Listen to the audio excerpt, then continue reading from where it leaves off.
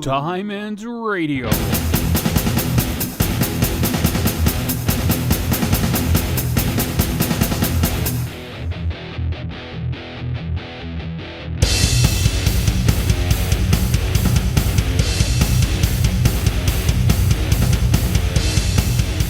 And now we're live. Sweet. I love being live. I mean, we're live here, but my YouTube is still loading. It says, oh, done. Yeah, there we are. It's done. So how's it going, dude? It's going well. How are you? Oh, I should shut the other audio up before it starts it. I think I heard that. All right, I'm just going to go for it. I'm going to just completely undress you. So how'd you come up with Coffee and Metal? Like, what inspired you to do that? It's it does involve slight plagiarism. I like that. It was I remember I watched this show on YouTube with Jerry Seinfeld, where he talks to comedians and they drink coffee. I forgot what it was called though. Comedians getting coffee or something in cars. And I said, I could do something similar but with metal. And the idea was to do album reviews. And back then I used to work at Best Buy, and I talked to the guy that did that worked at the camera department, and because he knew how to edit videos, and I asked him, hey dude, do you want to like help me out with these? He said, sure dude, I'm down. Turns out that the guy is very well known in the local music scene.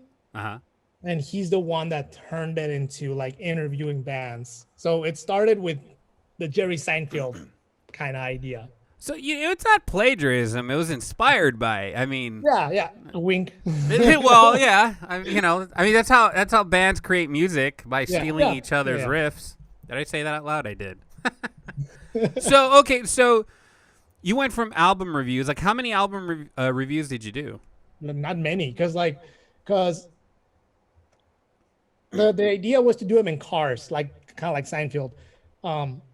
Because that's where a lot of metalheads listen to their music. On the way to work, on the way to a show, they put in a disc and they listen to their music. So it made sense. And yeah, the album reviews didn't really last that long because my friend Alberto Sanchez, the one that worked at Best Buy, came up with that idea very quick. And also I wasn't very that much inspired because I was doing reviews for big bands. And everyone does those. Yeah. So, I didn't really see that going very far. So I only did like a few. I did Brujeria, Sabaton. We did the Metallica album, the last one they did. That was okay. And yeah, we didn't really do that many album reviews. So then, not like it was short-lived, and then you just started interviewing bands. You started off locally, or did you just go for like a very well-known band? No, like we started off locally because that was like I said, this Alberto Sanchez. Like, shout out to Alberto. That guy's an amazing musician, very hardworking musician. He's like in 3 bands at the same time. Since he knows the places in San Diego, he's the one that told me where to go, and we started meeting all these bands, all these local bands, and then it became about shining a light on those underground, like real underground bands that nobody talks about. And we just started talking to them, and that's been fun because they play a show. We try to interview bands after a show because they're like pumped, and they have all this energy after they're performing. Yeah. And we asked them like, hey, like, you guys want an interview? And at first some of them get confused, like, why? What do you want? Like but I bet it's new, Yeah, and it just became about like shining light on these bands. We still do album reviews, like local album reviews, and that segment where we interview bands, we called it the local riffs of chaos. Nice. God, I wish you were around when I was playing back in the day. Life would have been easier. You want to interview? No, hell yeah.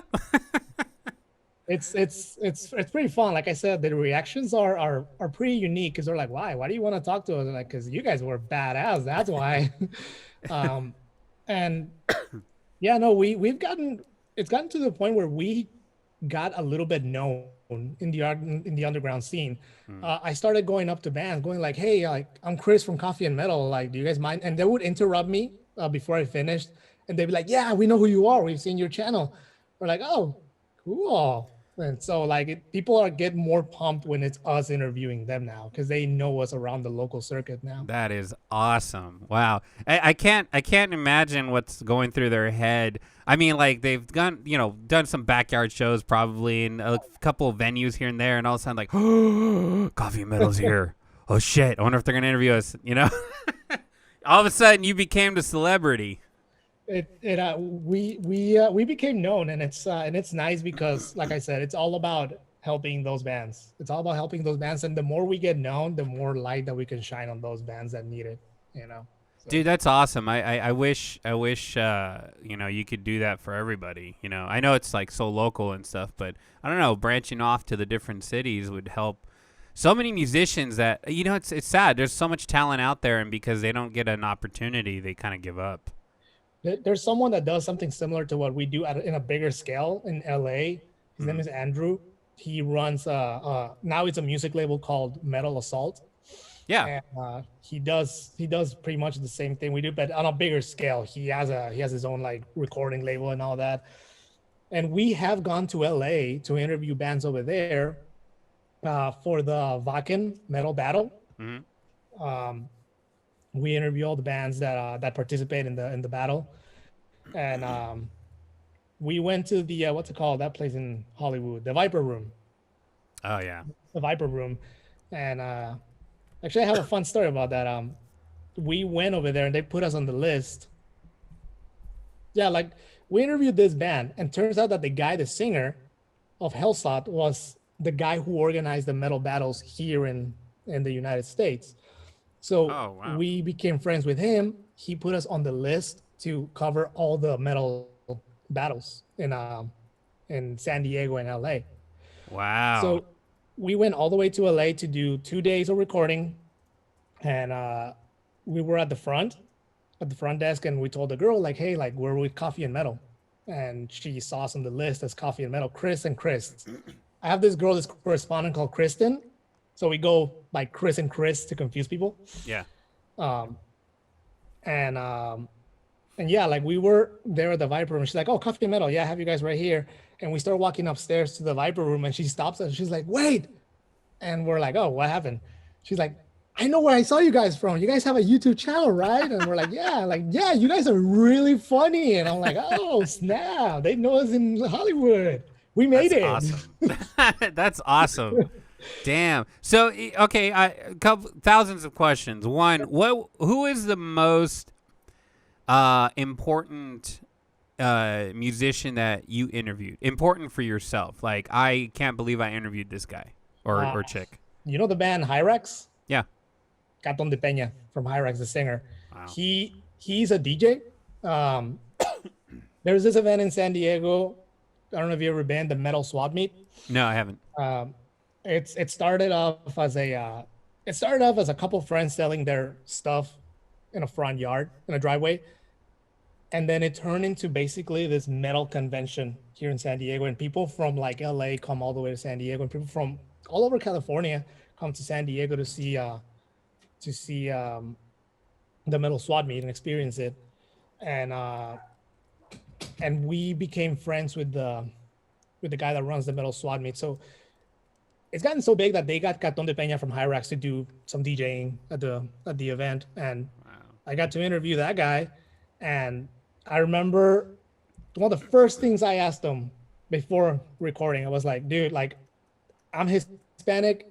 I've been calling you Caton de Peña all my life, but I see people calling you Caden. Like, what do I call you?" And it's like, and I distinctly remember he said, "You know, man, you can call me whatever you man. I kind of like my Mexican family, man." I'm like, "Oh, no."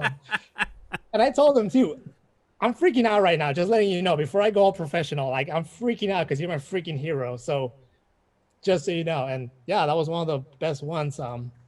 We also interviewed Doyle from the Misfits. I saw that.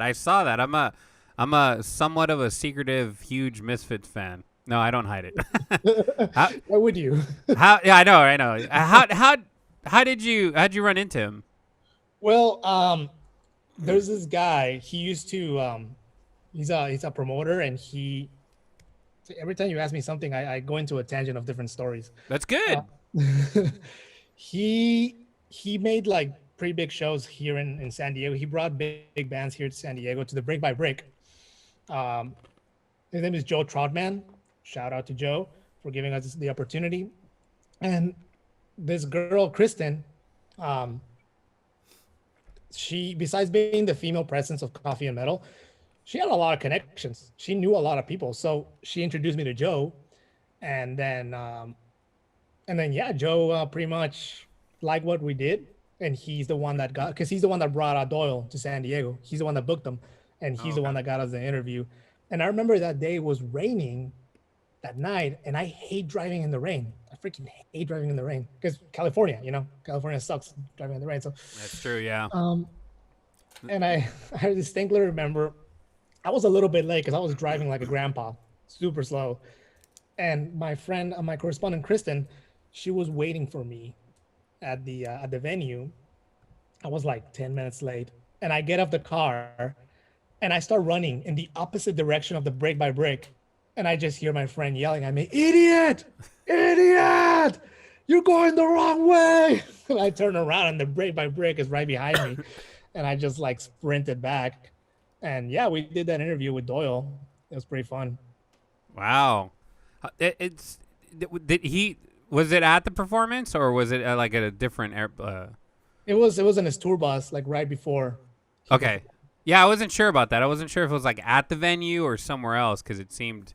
Yeah, it was outside the at the tour bus. It was funny because it was pretty cool because we gave him a pen, a Coffee and Metal pen, and he said, and Kristen said, "We're doing this interview for Coffee and Metal," and he said, I think it's on the video too. He said, "Did you say coffee and metal?" And she's like, "Yeah," and he's like, "Huh, those are my two favorite things." So what?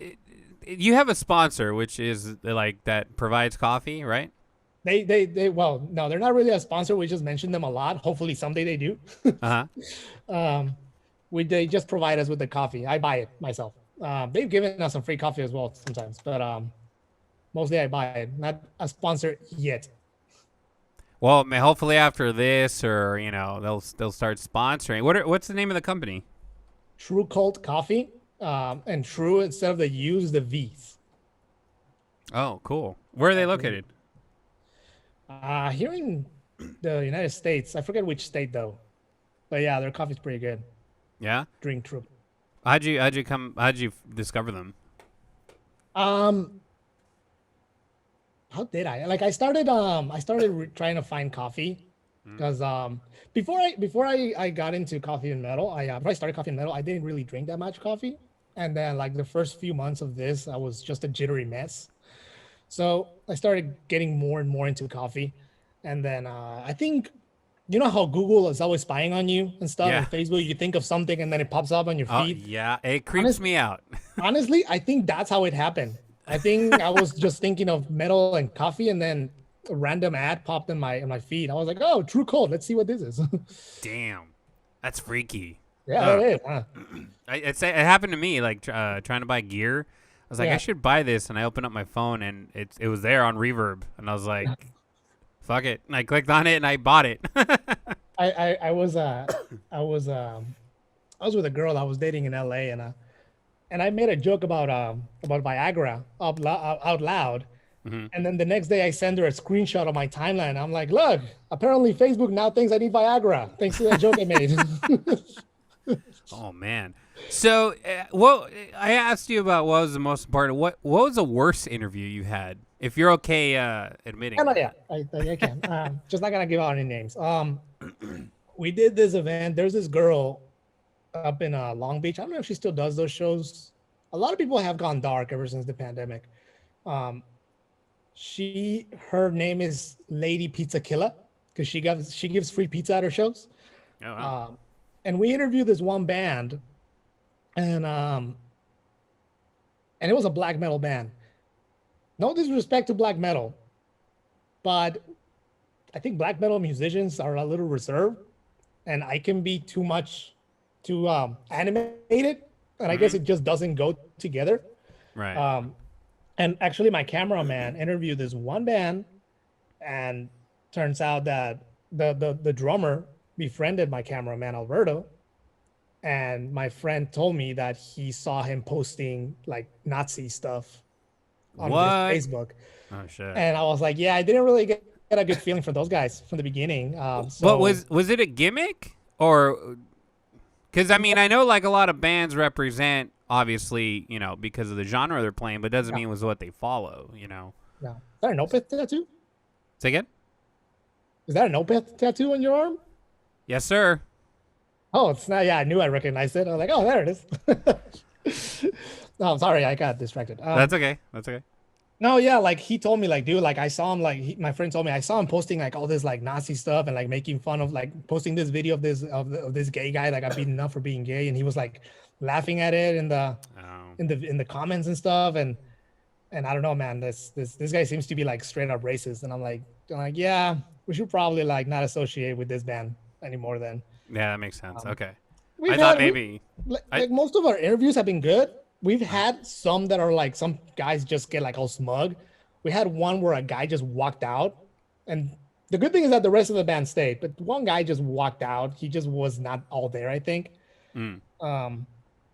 But most of our interviews, I can't really think of a bad one because most of it is just us being really animated and really into it. Well, you figured that, I mean, as a musician myself, like, you would be, I'm not going to say used to or accustomed, but accepting of all forms and types of personalities and characters that approach you, even during an interview or even fans, you know what I mean? It's a little strange that some musicians are so turned off by it. It really It's kind of is. counterproductive in a way, you know what I mean? Yeah, no, I mean, not to get too much in the topic, but racism in metal has always like baffled me because I mean, racism, metal did, derive from the blues. Mm-hmm. You go all the way back to the roots of heavy metal, and a lot of musicians do remember that it came from the blues, you know. So to me, like it just doesn't, like racism and metal doesn't make sense to me. No, But it doesn't. Especially because it's from different cultures. I mean, you have Norway and Sweden, and exactly. you know what I mean. Like it's. Oh, dude, do you hear about Lexi? Yeah, Oh. man. Jeez, that was a blow. I know. When I found out, I was like, "Are you kidding me?" Like I was. It was dark. From what I heard, he had been sick for a while now, and it's my friend made it even sadder because she said that because he used to live that rock and roll life, drinking and getting all those groupies and stuff, and my friend said that the reason he settled down and got married and had a kid was because he knew that the end was coming, and he wanted a piece of that life before he left. Ah, dude, you gave me goosebumps. I know, suffer with me, dude. God damn, that's dark. Wow. So yeah, no, it really hit hard, especially when she told me that. I'm like, dude, like the news themselves are bad enough. I don't need this. Jesus. Yeah, Yeah, that's a good one. I have a buddy that he was a wrestling buddy, and he huge Bodum fan. He has everything. I mean, if it was him sneezing, he has it. You know what I mean? I'm not exaggerating. It's crazy. He has this crazy collection, which now it's probably worth a shit ton. But when I heard, I was like, I should check up on him. And I saw on social media that he was posting stuff, and I was like, okay, he's okay, But Oh yeah, we lost a good one. I That was a know. good one. I know. And Yeah. it's one of the bands I'd never seen live. I hate Really? myself for never seeing it. Wow. No. Wow. That's. Yeah, and it happened recent. Like what? 2 days ago? Yeah, Yeah. something like that. Fuck. Fuck indeed, yeah. Now we're sad. I know. You can't be sad in metal. So when did you start getting into to metal? Like how old were you? Why? Like I want to talk about that. My dad pretty much raised me and my sisters in rock and roll. One of them didn't take. She got more into pop. My sister Diana, she got more into rock and roll. What's the Beatles, Led Zeppelin, all that. I got more into heavy metal. Um, so in Mexico, there's this band in Mexico, like cussing in music is kind of like taboo, kind of forbidden. So there's this band in Mexico called Molotov, Oh yeah, and bassist from Static, right? yeah, Yeah. Okay. and they pretty much revolutionized music in a way in Mexico because nobody cussed before them, and then they came in like just saying every single word in the dictionary. And cussing in Spanish is very colorful, and Oh they yeah. just let it rip, and it was a shock for the music industry back then. So my dad gave me a CD of that band, and then he kind of regretted it. So he's like, "Here, let me trade you this for this," and he gave me a Metallica album. He's like, "This is called thrash metal. It's a little bit faster." It was a black album from Metallica, so kind of. Wait. He gave you the Black Album and said it was thrash metal. Yeah, yeah. Well, yeah. Well, anyway, right. that's how it started, kind of. And then he gave me later on he gave me an MP3. No, actually, he said it's a bit heavier than Molotov. And then he gave me an MP3 CD sometime later. Remember those? Yeah. And it had that's when he said this is called thrash metal, and it had Slayer. Wow. It had Raining Blood in it, and it also had other files with black metal. So, and this was when I was about 10, 11. That's a good age, I think. So yeah, my introduction to black metal was really early. So I've been at metal for like a really long time. So who's your favorite black metal band? I think it's one that I really got into. I'm not, even though I started with it, I'm not a super big fan of black metal, but I remember when I was a kid, it had to be the heaviest of the heaviest, or it didn't matter. I love listening to like the heaviest things. Then I went through a Slipknot phase. Whoa, what's wrong with okay? I like Slipknot in pieces. Like not all their crap is good. Like I like Iowa. Iowa's dark. Yeah, Iowa is great. Fuck yeah, dude. That shit's dark and heavy, but Yeah. like anything And after then that. I got into a band that I don't think they're active anymore. It's called anorexia nervosa Why does that sound familiar? because it's a disease. No. You triggered a memory. It's a French band, and they're like old school. I don't think they're active anymore, but they had this one song, and the dread something anthem, and it started with a violin, and it was like the heaviest thing I've ever heard in my life. I had it on repeat, and yeah, I still have like a thing for that band. Okay. Anorexia nervosa. What other bands do you like? Oh man. Like the ones that you find yourself more excited because I know it's really hard because I'm like that too. Like I have my group of favorite bands, but it's like I don't know. Do I like these guys more? Today I do, you know. But like, who's the ones that you're like, yeah, I like these for life, or you know? Slayer, man, Slayer, because that's pretty much the one that started me in that really like heavy path of metal, you know. So Slayer has always had a very special place in my heart. I got to see Jeff at the Big Four concert, before he died a couple years back. And yeah, I got to see Slayer at the Big Four with Metallica, Anthrax, and Megadeth, and yeah, I think I saw Slayer like 3-4 times. Wow. And yeah, they have a very special place in my heart. I know some people don't like Tom Araya. For some reason. Like his vocals? I don't know. Like I'm not gonna get much into it, but I had a girlfriend that didn't like him because of political reasons. So yeah. Whatever. So I'm just listening to the music, dear. Ex-girlfriend, right? But yeah, no. And besides, people tell me I've been told I look like him for some reason. So. Yeah. You resemble, which is a good thing. What's your favorite Slayer song? Slayer, I think it's Angel of Death, man. That double bass drum at the middle of it after the solo, Hmm. every single time it gets me. It's just so brutal, man. And and yeah, the drums in that band, I've always loved them. Angel of Death, that has to be one of my top favorite songs ever. That's my second. My first is Disciple. Oh man, oh that's an anthem right there. That's a that's Dude, an not anthem only too. do I like how it sounds like musically, but I just fucking love the lyrics, and surprisingly they're relevant today. You know what Oh I mean? yeah, yeah, Yeah. yeah. That's a song to piss off your hands. Oh yeah. Oh yeah. But and then yeah, from after Slayer, I started branching on. I discovered the metal scene in Spain, which is really big. Mm. And then when I discovered that, I started noticing that each country has like the metal that they specialize on, you know, Yes. which Yeah. and that really intrigued me a lot. I was like, wow, this is pretty cool how each country um, has their own genre that they dominate. You know, like in Mexico is dominated by thrash and power. Spain is all about power and speed metal, and Japan's power metal, son of a gun. You should check out a band called Sex Machine Guns.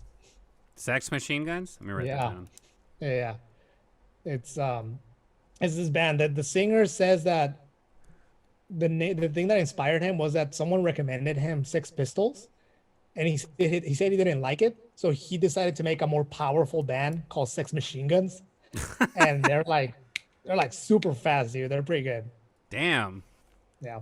Wow. I'm gonna actually look it up. Oh, there's people commenting on YouTube. Oh, sweet. That's awesome. Sex Machine Gun. Cool. You know, it's funny that you brought up Japan. Once upon a time, and eons ago, my old metal band and we were planning on traveling to Japan to make it, because it's like, if we're okay now, then we'll be gods in Japan. Because you know how, like, this was in 2008, Yeah. so 2009, and we discovered that the style of music that we were writing was popular in Japan, so we were trying to plan on a trip, and then we fired our drummer. Fucking Yeah. drummers. I know. Hard to find, can't keep them. Yeah. Oh yeah. Yeah. I have a funny story about a drummer actually. Um, so Joe Troutman, the guy that booked the shows here in San Diego, he liked what we did, so he knew that we had he needed openers. He got to take care of the big bands, but he needed openers, and he told us that, I'm old now, I got kids, I can't really go out to shows and scout bands, so you guys have that foot right there on the ground, so why can you guys do me the favor of scouting bands, bringing them to the Brick by Brick, and you guys can put on your own shows, uh, and Oh, I that's can pick a cool. band from the bands from the ones that you bring. So he gave us certain dates, and we would have to get bands to play on those days. Mm. And yeah, he would pick the bands that he liked the most. This particular night, we got a hardcore band. I'm not gonna mention any names, but they got there. They were doing their setup, and then the guy told us, one of the band members, "Hey, so like, our drummer is 12. Is it cool?" And we're like, and I remember Fuck. Joe was like, "Excuse me, he's what?" And yeah, he's 12. And I was hoping it would be like one of those like ginormous monster looking 12-year-olds. Hmm. And no, it was like this scrawny little kid with like emo hair. And I was like, oh my God, why? Why didn't they tell us this any sooner? And then the girls at the bar, they were kind of like looking at us and saying like, hey, he's going into the back room. He can't be doing that. And like, we can get in a lot of trouble for having a 12-year-old kid inside the Brick by Brick. Oh man. And yeah, I mean, the kid was okay drums wise, Yeah. but yeah, we were a little bit worried because we had a 12-year-old kid just walking around. We told him like, okay, you guys gotta play, and then he's gotta get out. It's And that, funny. I was in a band years ago, and my drummer looked 12, and he was older than us.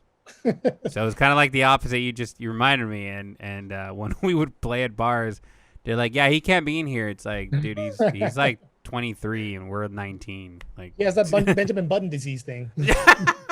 yeah, he looked really, really young, really, really young.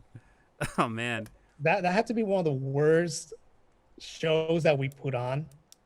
And I remember, but the good thing is it was that Joe Troutman told us that night, like, you know what, dude, I've been at this 18 years. Like, you win some, you lose some. Not all of them are winners. yeah.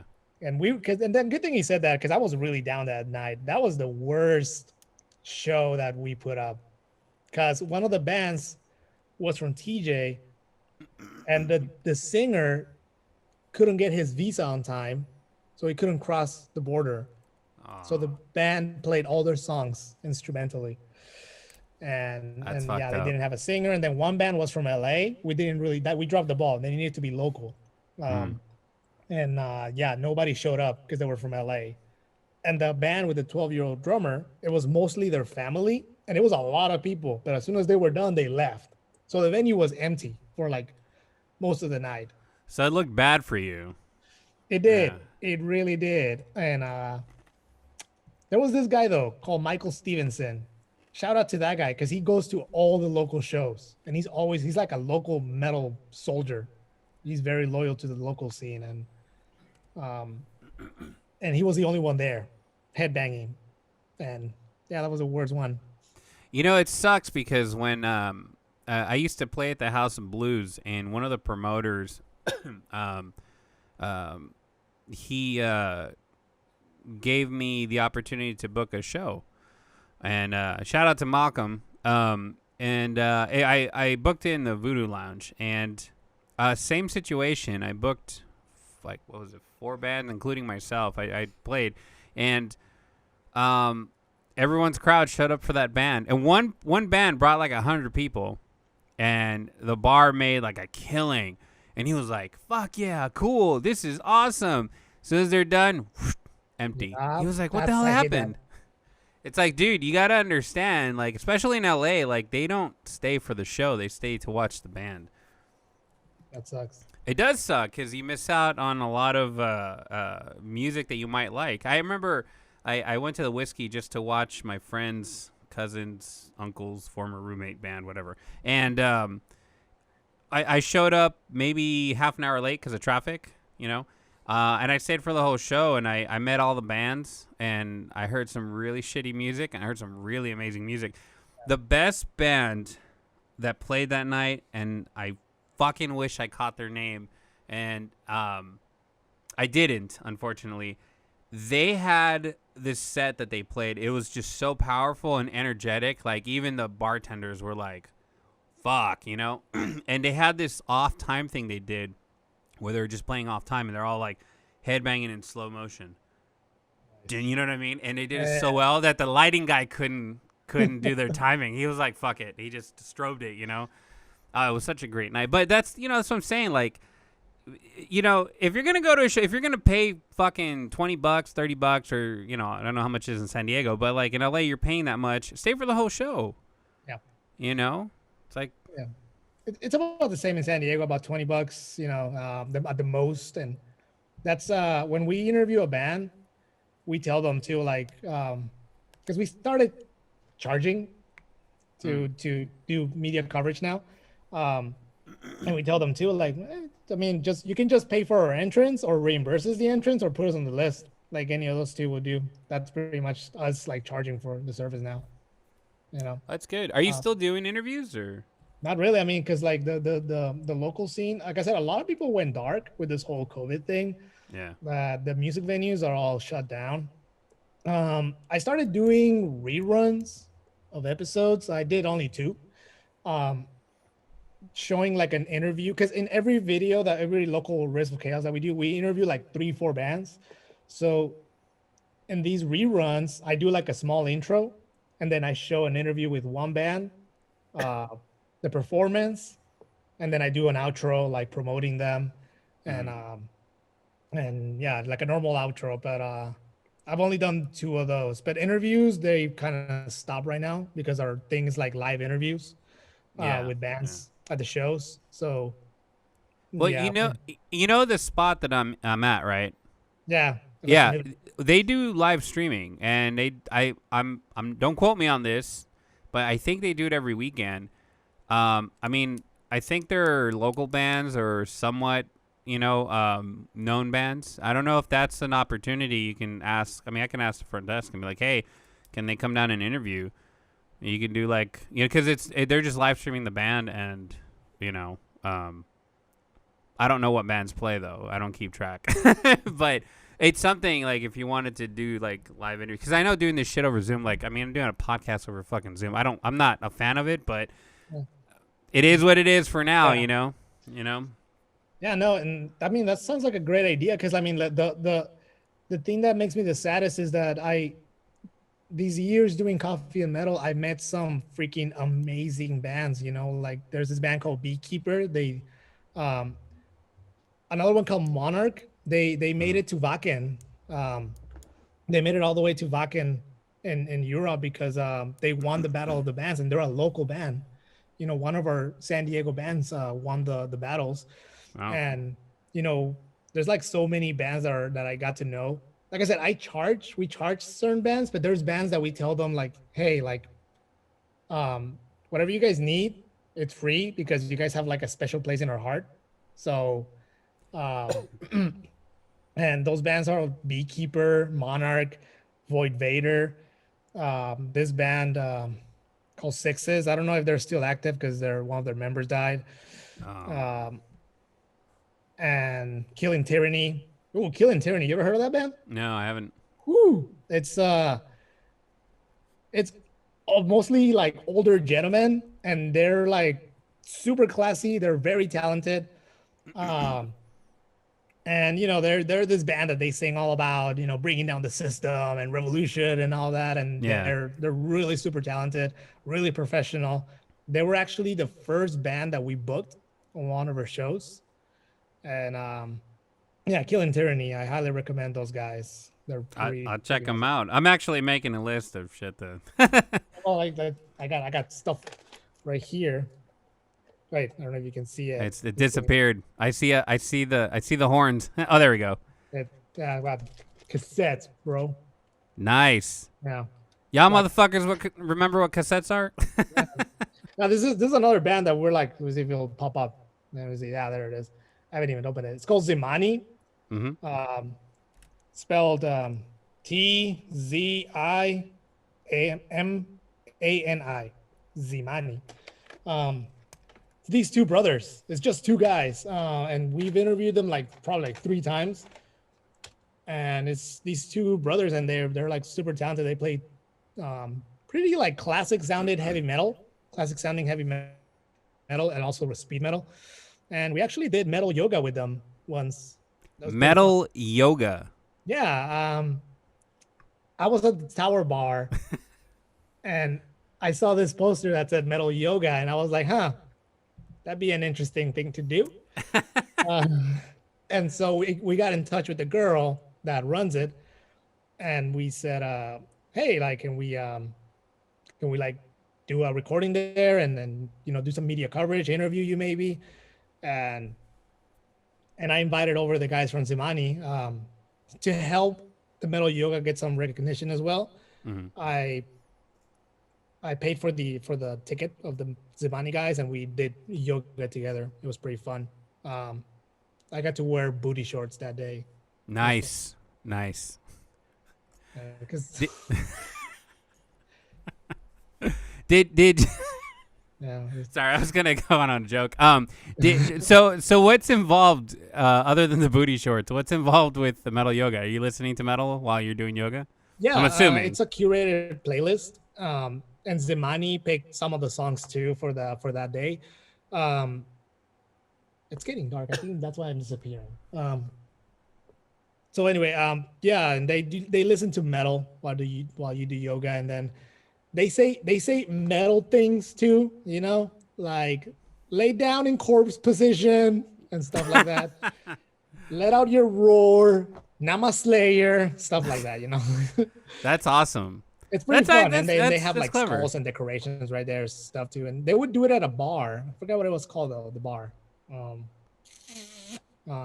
it's close to the Brick, I think. But anyway, yeah, they would do it there, and then at the end, you could get like coffee there because they also serve coffee. So you get Nice. coffee or a beer, and obviously I went for the coffee. Um, and yeah, yeah, we did metal yoga. It was pretty fun. And the One of Zimani guys gave me a shirt too because I didn't tell them that I paid for the ticket for metal yoga. Someone else told them, and they're like, "Dude, thanks. Here's a shirt." I'm like, Oh, that's "Yay!" cool. That's Yeah, nice. yeah. And I love the band. One of the viewers says yoga while screamo plays in the background. Remo. Screamo, that's funny. That's still a thing though. What, screamo? Yeah. I don't know. To be honest with you, I don't know. I stopped giving a shit a long time ago. I did heckle a screamo band. I don't know if they're still a thing. It was called Suicide Silence. Yeah. Yeah, I heckled their show once when they were like starting. Mhm.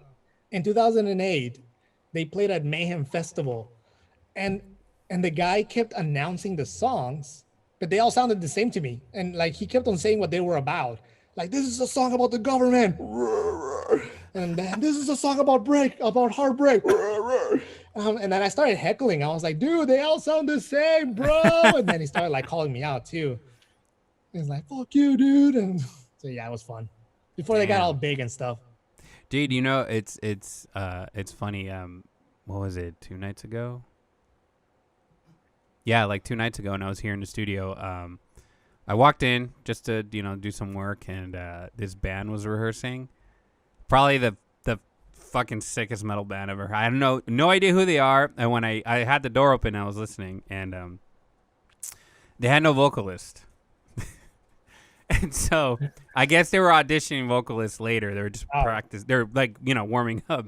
Yeah. So it went quiet, and then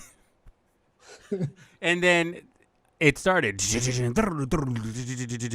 and I hear, Smashing Pumpkins. Yeah. Yeah. You know when Billy Corgan live screams and his voice cracks? Yeah. That's what I heard. Oh. Yeah, they did like 2 songs with this dude, and they're like, I heard him like, oh, yeah. Then the next guy shows up and sounded like I'm listening to Demo Borgir or something. And I was like, oh, it's sick. And so they were playing not the same songs, but they were playing different songs. And then this one individual, I wasn't sure how old they were, but they didn't growl, they didn't scream, nothing. They sang the fucking songs like normal, and they were hitting the notes, like. And and so they leave, and I overhear them talking in the background. It's like, yeah, so what'd you think of the singers? Well, I didn't like the first guy because he sounded like he was from the 90s or the early 2000s doing screamo. Yeah. and then they're like, what'd you think about the last person? Oh, the dude that sang opera? No. So that's my little screamo story. It's funny. I think it was Monday. Yeah, I think it was Monday. Yeah. Do you remember that what's the name of that comedian? Brian Posehn, or he's like this metal comedian. Brian Posehn or something. He's kind of famous. Big dude, ogre-looking dude with glasses and a beard. He's also friends with Scott Ian from Anthrax. The hell are you doing? Crawling? I told her we're gonna be live, and if she does shenanigans, I'm gonna call her out on it. Ladies and gentlemen, my sound designer, Furby, Marissa Garcia. Garcia, great. I know. Giving us a good name. Stop it. See, my editor's quiet. He knows better. I'm not alone today, obviously. I told them, if you got to use the bathroom, go piss before we start live, because I will call you out on it. I'm sorry. I'm sorry. Go ahead. Before we got rudely interrupted. Yeah, check out this song called "Metal by Numbers." It's by this comedian. It talks about how all these bands, these like screamo bands, just came out of nowhere, and there was like a lot of them, pretty much doing the same thing because it was like the trending thing at the time. Doing it's kind of like grunge, like that happened with grunge. Grunge came out like an explosion. It's funny how every decade, like metal had like an quote unquote enemy. You know, like in the '80s it was glam metal, and in the '90s was grunge, and then it was new metal, and then I don't know what else happened. um, I think that nowadays our worst enemies are that we don't support the local scene as much as we should. I know. I feel like supporting the local scene would help the economy. You know what I mean? No, it does really help them out a lot. It does help, especially bands that are touring. Mm-hmm. Um, it helps put gas in their car. Yeah. It really, really does. And it's not only an expression, it's very real. I feel that my hair is blending in with the darkness, and that's why I'm Yeah, disappearing. you're like slowly Like, disappearing. hey, no. No, he's gone. Interview's over. Why does the name sound familiar? Oh, the Garcia Initiative. That sounds extreme. God, I'm surrounded by Garcias. Yeah. Thank God Ludi's an Estrada. you- See, I've trained him so well, he's totally ignoring me. He's not even looking at me. Hey, Oh, now he's looking at me. good guy. Good guy. He knows his place. He's been yelled at too many times. Oh, man. But yeah, is there anything you can do? Because you are actually slowly Here, disappearing. turn on the light. Let me see.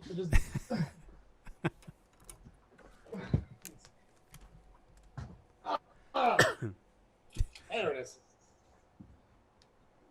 All right. Aha, I'm back. Materialize once more. Oh, there you There go. we go. That's more There we like go. it. Oh, fuck yeah. Now I can see it. Yeah, I didn't even know how bad it was.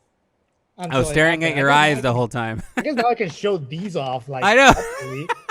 Like, this is a black metal band called Necro Chamber. We actually did an interview and an album review of this album. It's pretty good. Zemani, I already told you about these guys. Power metal. Siren Hex, all female metal band from LA. Classic Damn. classic heavy metal.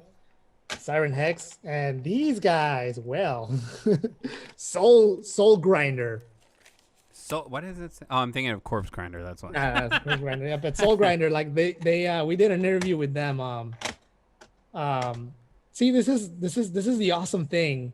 We did an interview with Soul Grinder because a band from Canada called Road Rash asked us. They were coming to San Diego, and they asked us if we could. They saw our videos and they asked us if we could do their show, if we could cover it. We're like, yeah, hell yeah. And I think I told them in an interview, I seriously thought when I heard your music, I thought you guys were from California, because California is known for the thrash scene, and their music was so fast and aggressive. I was like, I thought they were from California, but turns out they were from Canada.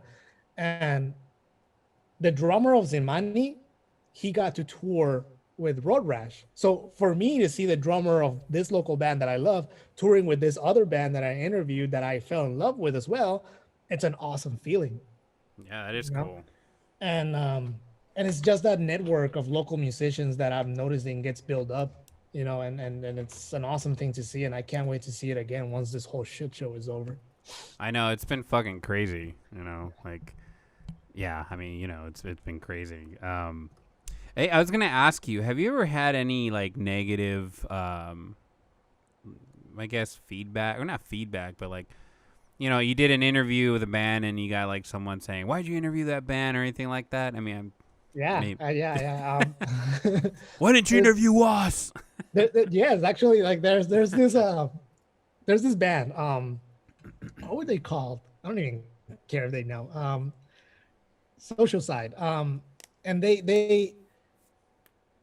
So this particular day, I was set to do an interview, but I couldn't do it. I was set to cover this event, so I told I asked my friend Alberto, like, "Hey, dude, like, can you do the event by yourself? Like, is it possible for you to do it?" He's like, "Yeah, hell yeah, dude, I can do it." I'm like, "All right, I'll give you like per diem and everything, so you can like buy yourself a beer."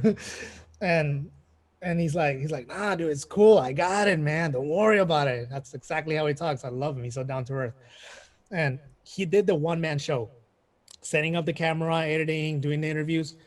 And he was gonna interview Zimani again, and it was 4 bands playing. I think it was at the where did this happen? I think this happened at the Moreau, I think. And he So while one band played, he interviewed one band and he had to set up and everything. So he managed to interview three bands, and he didn't interview that one band that was the opener, I think. Oh no, they played before Zemani because Zemani was the main event. Mm-hmm. And so since we didn't interview them, they started commenting on our videos and on our Facebook page and on our Instagram. And they would comment with the band page, and the band members would also comment too. So it would look like a lot of people were angry about it. Oh, I see. So they would say things like that's not professional. Why did they didn't interview us? We were like direct support for Zimani, and Coffee and Metal is not doing a good job because they didn't include all the bands, and we were direct support, and we were like, dude, what the hell's going on? So my friend Alberto called them up on the phone because they had their phone on their page. So my friend Alberto called them to set the record straight. Mm-hmm. And he told them like, hey, like, just calling you guys to let you know that, being professional right now, like, we had a one-man show and we couldn't interview every band, so I don't think it's fair that you guys are like blasting us, putting us on blast like that, because we went there to interview mainly Zimani, so if you guys like keep on blasting us like that, I'll make sure that you guys don't play anywhere in San Diego ever again. Because I got connections here and here. He started like name dropping and stuff. Shit. And he started just name dropping. And he also used to work at the I used to work at 91X. Mm-hmm. And he said, I'll make sure that your music is never heard anywhere, and I'll make sure that you guys don't play anywhere again. You guys keep blasting us. And the band Zemani saw that too. They saw how they were reacting, and the drummer got in touch with me. And I think I got in touch with him just to be professional. Tell him, hey, dude, this is happening. Just to let you know, I'm sorry about it. We couldn't interview all the bands because it was a one-man show, So, and then the drummer was like, no, yeah, I totally get it, dude. It seems very childish on their part. It sucks because, they were our direct support. But I guess we're not going to work with them ever again because that was very childish. That was not the right thing to do. So now they lost the support of Zemani. Fuck.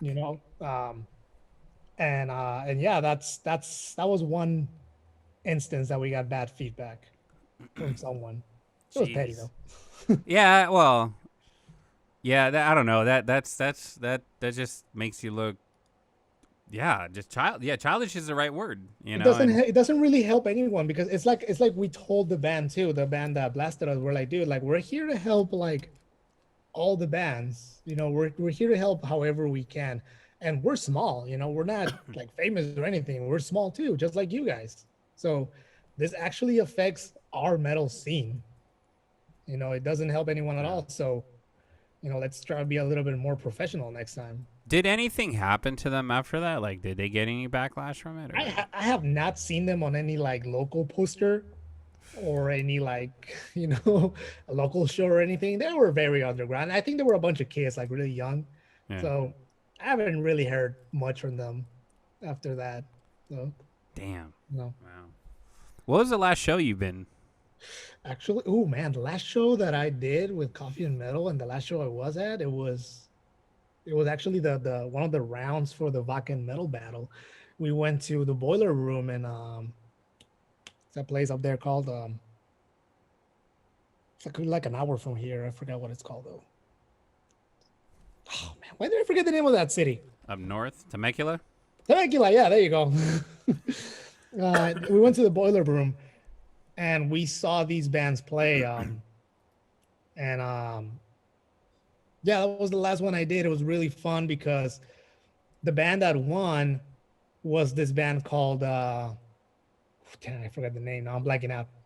But anyway, that was really fun. We got to do the metal battle, talk to the bands, and yeah, they asked us if we wanted to be judges. Well, they asked Kristen, the girl, if she wanted to be a judge. They asked her, not you? Well, yeah, she's the girl. She gets all the attention. That's why I use her for too. She knows she's the to quote her, I'm the boobs. A direct quote. She's a cosplayer. She's really talented. She's really talented at making like costumes and all that. And she She's very talented too. She's very awesome. She has all these connections, and she's very savvy when it comes to metal. And she's like a really, really good asset and a really good friend to have in coffee and metal. And she's really funny too. Like she did this thing where like we got to sponsor the metal swad meet a couple of times already, and we got our own little booth right there. Nice.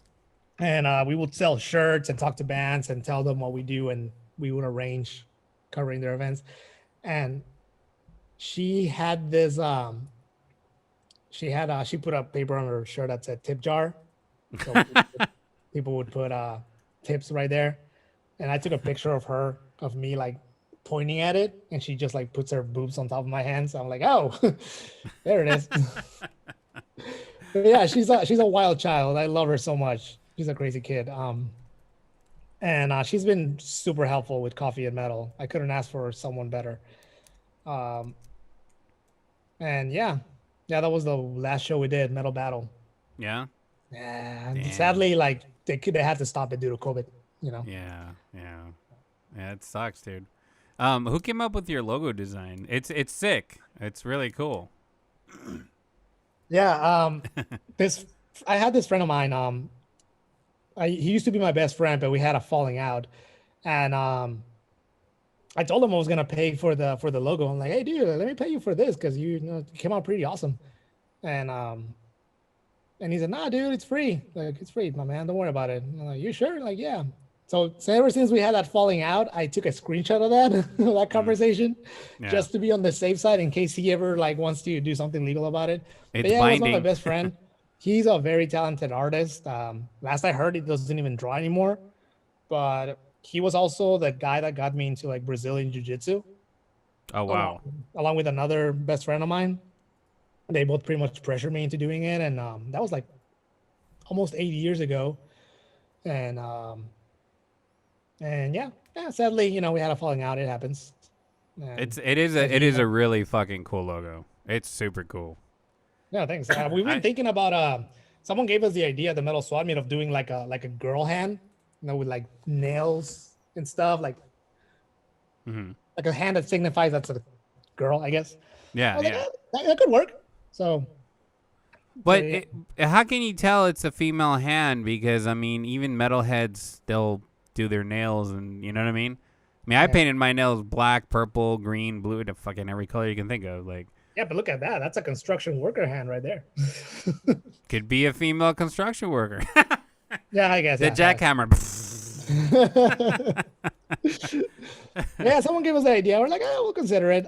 Ooh, now that we're talking about the metal swad meet and metal stuff, you ever heard of Full Metal Burgers? Full Metal Burgers? Yes. Is that in, it's up north, right? Oceanside, around there. Yeah, there. Oceanside. Thank you. That's where they set up. We got to interview the guy that makes them. Really? Yeah, because they also hired him to do the metal swad meet event. And yeah, I love that guy. He gave us a free burger because we interviewed him. Damn. And I've been trying to go there. The last time I called and said, hey, you guys open? He's like, yeah, we're open. We're doing, this was like a while ago. We're doing dine-in with first come, first served. And then when we were going to show up, there was a fucking line. And I was like, really I'm not going to man. get sick. I got to try. Have you had Grill 'em All? Yeah. I had the, which one did I have? I think I have the Napalm Death. Oh, that's good. You had the Behemoth, though? No, I haven't. Oh, dude, the first time I had the Behemoth, I woke up the next morning. Both my arms were numb. I couldn't move them. It's so much grease. You have to add like 911 on speed dial just in case. Oh, I couldn't even touch the phone. I was like, You should get one of those, like, they should provide you with one of those buttons, that for old people that calls the ambulance. I've fallen, I can't get up. I ate a burger and I can't move. I wish, honestly, after that experience, I wish I was drunk and then ate it. You know what I'm saying? Because then I would have been fine, like nothing. Woke up the next morning. Okay, let's go to work. My friend had the Metallica one, and I don't know why I found that burger funny, dude. Which one's that one called? The Metallica, I think it had avocado, but it was like all pretty and well put together. And the other ones were like, just like brutal looking. And the Metallica burger looked just very nice. I don't know why. I always remember that. It's because of the haircuts. Yeah. Oh man, haircut Metallica. Those were dark times. You remember Load? Yeah, I remember. I Yeah. remember Load. We're trying not to, but we remember it. Barnacle Boy. What are they talking about? I don't know. These guys are going off on the chat. You guys are nuts. I know there's a delay. Um, yeah, I don't know if they're open. I gotta check them out. I think they did close for a little bit because I think one of the staff members got COVID. But yeah, I think they've been open. They've been on business, and you've seen the logo, right? It's like the burger with like the two spatulas with morning stars. I don't think I have. I mean, I when I looked it up, it was on my phone. Yeah. Let me see. It's a burger with spikes too. So like the guy that makes them, he has the tattoo on his bicep. And yeah, I was talking to him. Like the interview is pretty cool because I think he used to have like a normal job, and then one day he said, "You know what? Fuck it. I like making burgers. I'm gonna do this for a living." And he just decided to do it. Oh, that's sick. I see the logo. That is cool. Yeah, and the guy has it on his bicep, and yeah, it's a really nice interview. I really liked interviewing that guy. Is it on your channel right now? Or? Yeah, it's in one of the metal swap meet events. Did you see the one where I get punched by any chance? No. I haven't. Yeah, so on our first metal SWAT meet, there's this guy called Mike Spradley. Freaking love that guy. He was the door guy. He's the door guy at the metal SWAT meet. And on the first one we did, me and Alberto, we kept going in and out of the place because they used to do it when it started getting big. They started doing it at the Queen Bee's in North Park. Mm-hmm. So it was an inside place. So we started going in and out. And the door guy, Mike, he saw us and he started getting like jokingly annoyed. Like, oh my God, you guys, what the hell? Like, make up your mind. And then we decided to make him like a recurring character of Coffee and Metal. He's the guy that's trying to keep us out of the metal SWAT meet. Because on the first one, when I'm leaving the SWAT meet, he's like, get the fuck out of here. And then when we came back next year, we told him, hey, dude, like, how about we do this thing where like I'm introducing the episode and then you just like punch me, because you're like so pissed off to see us again. And then I remember that I was doing the intro. I told him when to come in, and then I just felt it. And it was supposed to be a fake punch. But then when I felt it, I was like, oh, this is real. And then I just like went down to the ground. He hit you pretty hard? Kind of, but I like to think I took it like a champ. Because you can see me smiling on the floor. Well, I mean, it'd be good for the video, but fuck. Yeah, so, and then like he starts chasing my cameraman, and my cameraman's like, oh, fuck. And then, it cuts to the intro. And then when we cut, he goes running towards me. He's like, dude, I'm so sorry. I've had a few drinks already. I couldn't stop my fist. And then he just wouldn't stop apologizing to me. All that fake anger going through. But for the camera, he hates us. But in reality, he's always like really happy to see us. We did this outro at the metal SWAT meet, where like I'm walking out of the SWAT meet, and he throws me a metal SWAT meet shirt. He's like, "Hey kid, catch!" And I'm like, "Wow, thanks, Mean Machine Mike. You're actually not that mean after all." And then my friend turns the camera towards Captain de Peña from Hyrax, and he's like, "He's actually really nice." And yeah, we just pretty much have fun with it. Because that's always what I tell the guys whenever we do an episode. Like, let's just go have fun. Yeah, it seems like doing this, like, you have a lot of fun, and a lot of entities, I'll say, I'm not gonna say companies or individuals, but entities out there, they kind of forget that it is having fun, even if you're building something, just having fun with it, and that's super cool. Someone commented saying, got sent to the Phantom Zone, being punched ain't fun unless you're from Florida. I'm not from Florida. I'm actually from like Mexico. I was born in Mexico. From Mexico, yo. From Zacatecas, raised in TJ. Never been anywhere. Never been to Florida. I don't know if it's someone you Ultra Prime 12. Thank you for watching Ultra Prime. There's a delay. But yeah, yeah, he pretty much punched me right into the Phantom Zone. Um, Damn. but yeah, we love Mike Spradley. He's super awesome. And yeah, you should totally check out the Metal Swap Meet once they bring it back. It's just this amazing metal convention. And I'm definitely gonna, since now that I'm a local. I mean, I'm originally from LA, and I just relocated down here, so now I'm stuck here, which is a good thing. yeah, no, it's a nice place to be stuck at. And check out the videos that we made on them, because I think that's like the most fun that I have, because it's where most of the community comes together, you know, to buy, trade, and do all this metal stuff, you know. And we're all there. Oh, yeah. It's like Dio said, you know, we're all here for one thing. You know, we're all here for one thing that we share in common, you know, metal. So, and you see it in full display at the Metal Swap Meet. It was founded by Brian Parker, who's a powerhouse here at in the local metal scene, and Israel Pelayo. Mm-hmm. They're like two big powerhouses here at the metal scene in San Diego. So shout out to those guys for bringing the Metal Swap Meet.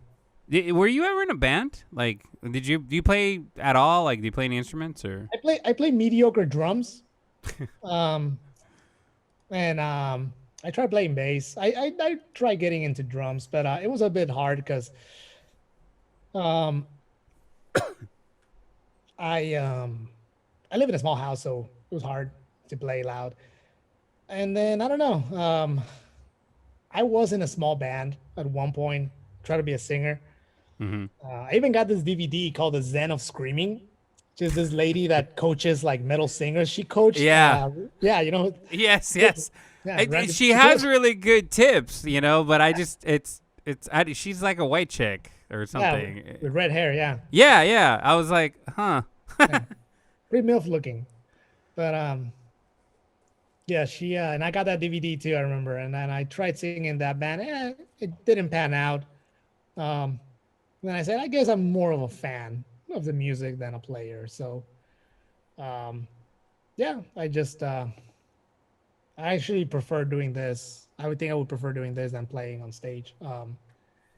But my friend Alberto, like I said, the cameraman, he's the musician. He's we work with this band that their guitar player had he had rock and roll syndrome. Like, obviously, he had that smug face, like you know, he thought he was great, and he definitely had. I'm not gonna name the band because the band is actually like really good. The leader of the band is pretty cool with us, so I will leave names out of it. But they played a show, and the guitar player, like, he was getting all into it, thinking he was all that. And my friend Alberto, he jumped on stage, got a spare guitar that they had right there, plugged it in, and finished the show with them. What? Yeah. Wow. He just went in there and finished he never played with them before. That was the first time meeting them. He listening to their music. He just got up there and he did the show. So he freestyled it all and just played with them. Pretty much. Damn, fuck. Because he said, I remember he said, man, these guys suck, dude. And then he just got up there and did his thing. Wow. Yeah, no, he's very talented. Right now he's in a band called like a local rock band called Kid Gruesome. Mm-hmm. I helped them film their their only video they have on YouTube, I think. And yes, sometimes he asks me to like help him film things for his band, and I mean, he's done so much for me. I always say yes to him, you know. So yeah, Alberto Sanchez, Kid Gruesome, really good. I check them out. I'm old school and pen and paper. Even though I can watch this and write it down later. I don't know why I do that. I mean, no, it's because I wonder if people are watching. Because like when I'm interviewing people, because I don't have a cutaway with the camera. So people actually get to see my reaction or what I'm doing. Sometimes I'm like this listening, or I'm like this. And then you see like, I'm like, you see that the white, and then it goes dark because I'm looking shit up, you know. I am my own Jamie basically, and I'm like this, or like I'm texting the producer because like I'm like, dude, what the fuck is going on, you know, and I wonder if people are like, is he paying attention? Oh yeah, dude, I don't mind writing things down and all. I'm old school like that too. I mean, come on, I'm right here, bro. Got the Well, I keyboard. mean, come on, yeah, metal. You know.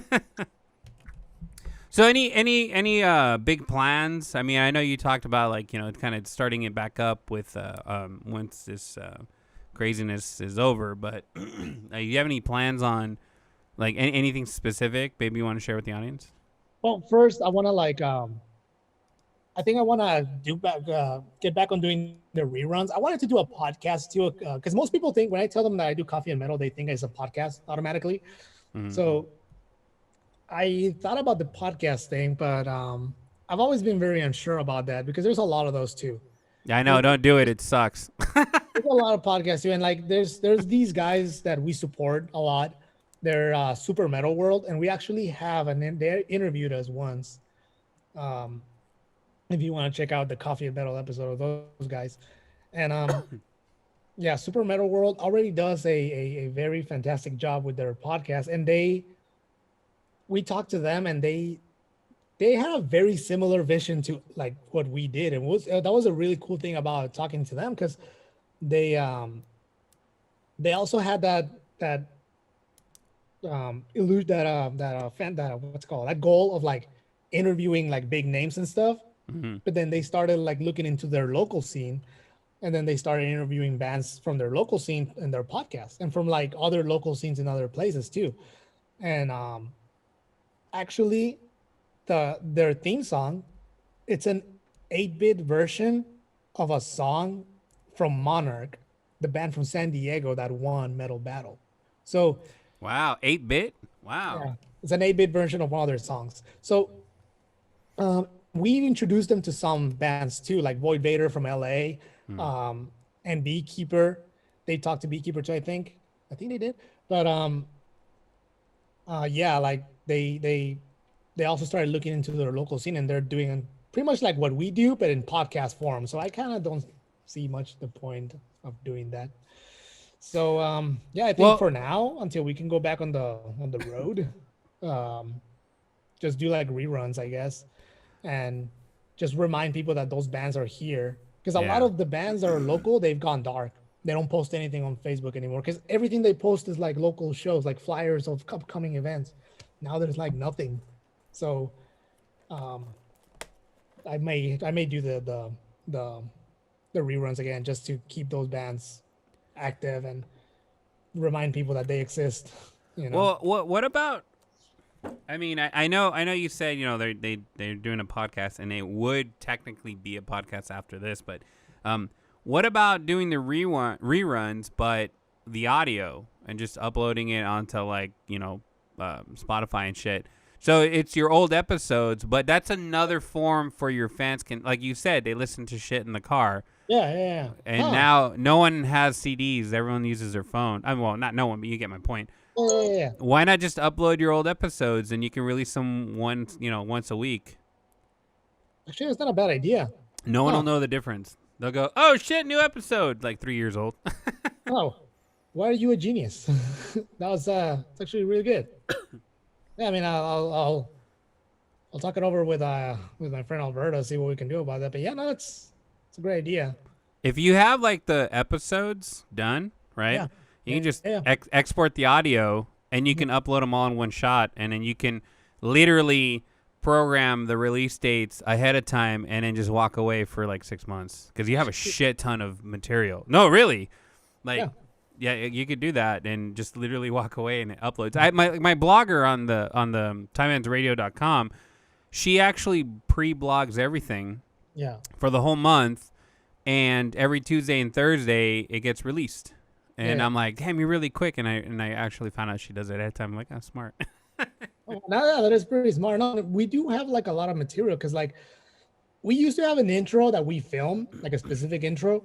And that intro did get a little bit of backlash because I drink instant coffee in that intro. And people were like, dude, you're supposed to like grind your coffee and drink and get the beans and stuff. And I'm like, oh, man, I didn't know. I'm just getting into coffee, bro. So I've been wanting to change the intro for a long time. So what I did was I just got footage from different videos and I put it all into one intro using the theme song because the theme song was written by one of the founding members of Coffee and Metal, this local musician named Eric Valdez.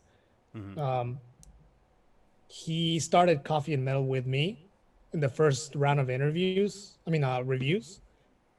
But then he said he didn't want to do it anymore. He got busy doing other shit. So It happens. yeah. So and yeah, he's the one that came up with that intro song. And yeah, no, we've used a lot of footage. Like I said, we do the metal swad meet. Did you know there's a like metal themed workout apparel? No, I didn't know that. I interviewed. It's also on the metal swad. A lot of that like miscellaneous random metal stuff, I get it from the metal swad meet. There's this brand called Dark Muscle Apparel, and yeah, it's pretty much like demons and stuff with an upside down cross, and it's close to workout. Shorts, tank tops, and it's made by a girl named Yvonne. And here I thought it was a bunch of Viking outfits. I know, right? That would have been cool.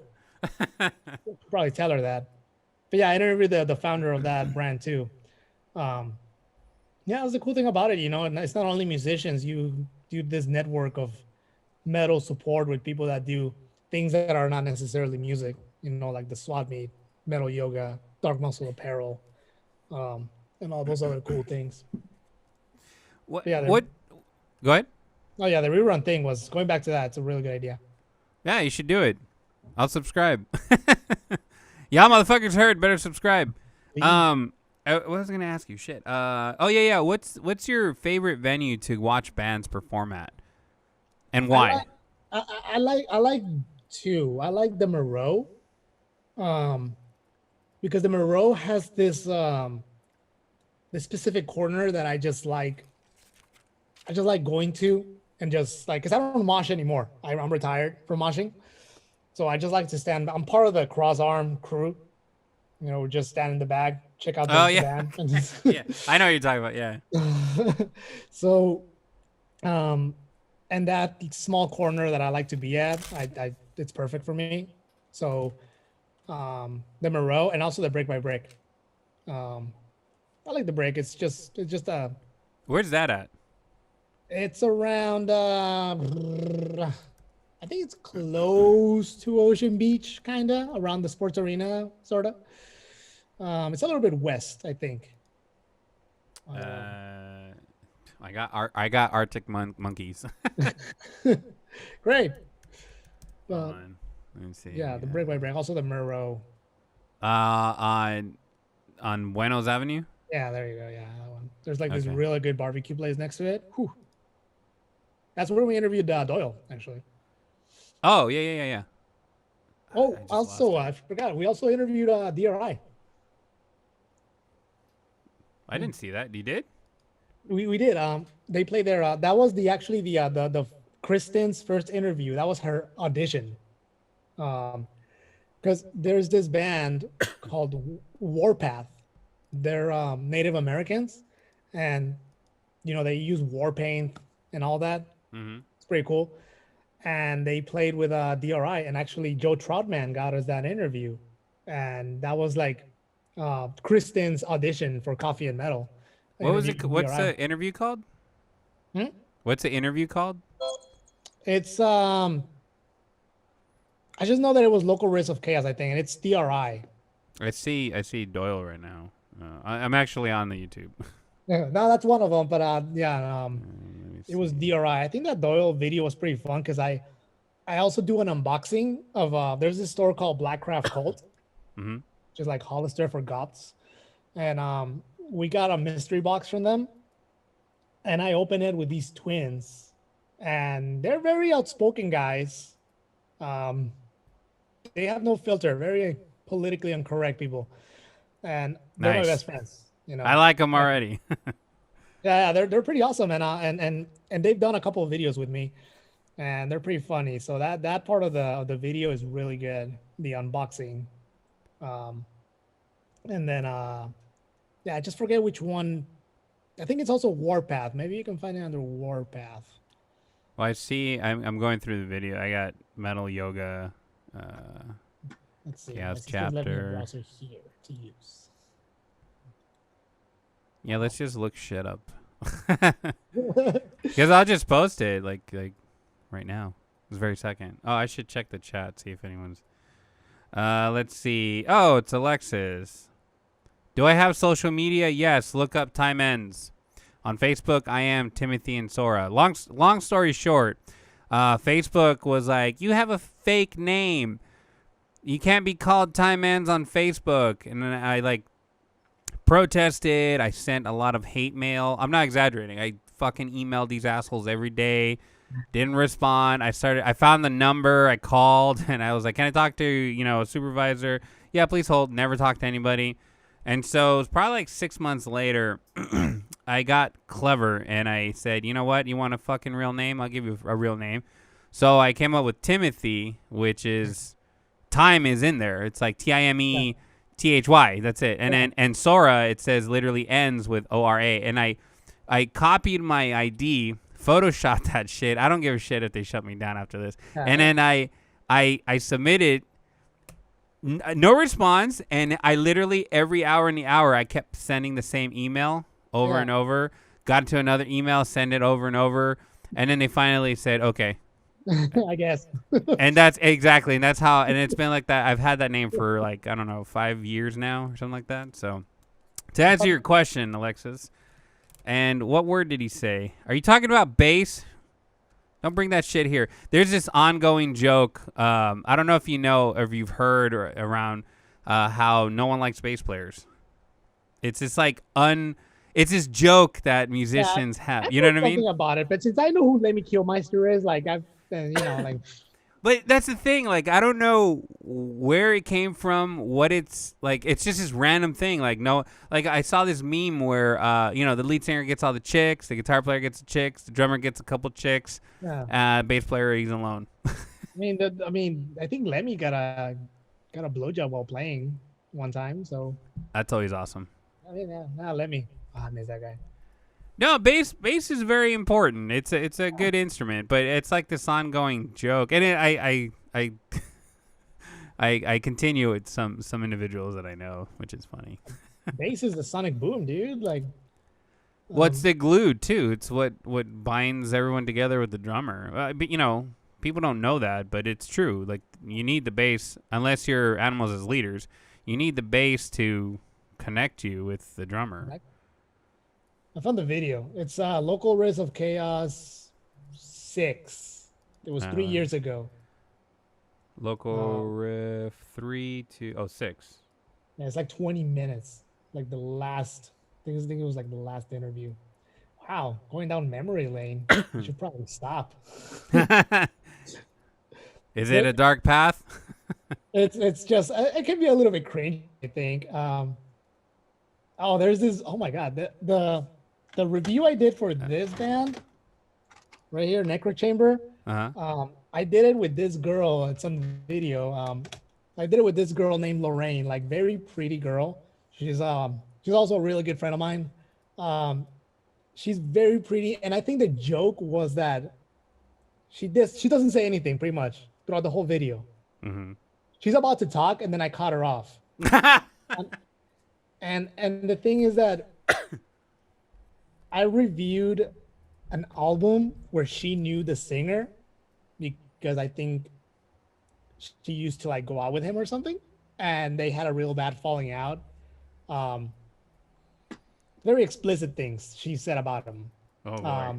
So I put her in the they asked me if I could review their album, but legit, not because of the singer, like, going out with my best friend and she didn't like him anymore. I legit did not really enjoy it that much. So I try to put it in the best words professional possible. Right. I try to say, hey, there's a lot of room for improvement. Obviously, they're all very talented, but when it comes together, like, it just doesn't click.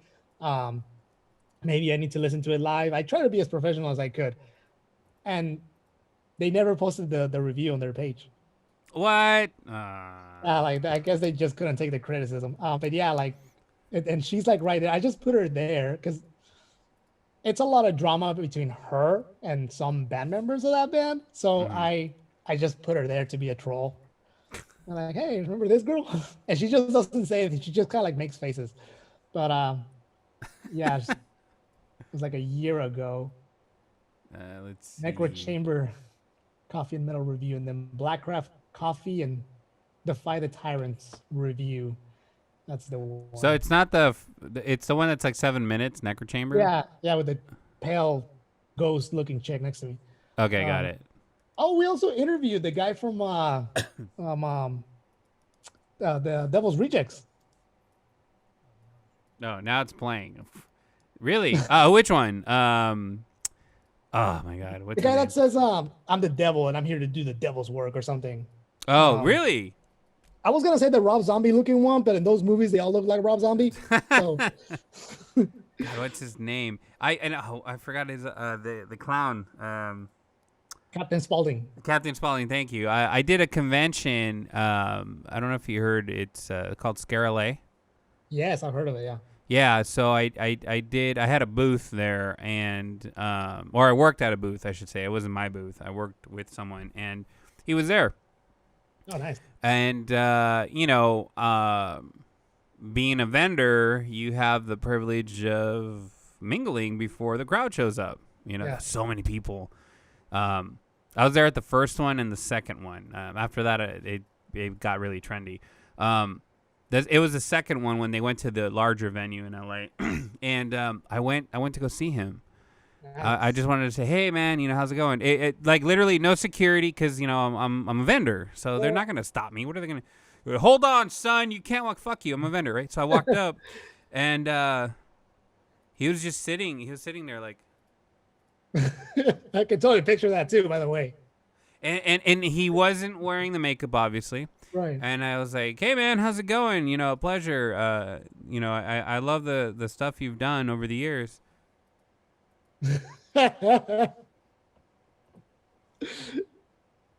Yeah. I was like, what the fuck? So. Yeah, I can totally picture it too. Yeah. but then I saw him later. This was interesting. I saw him later.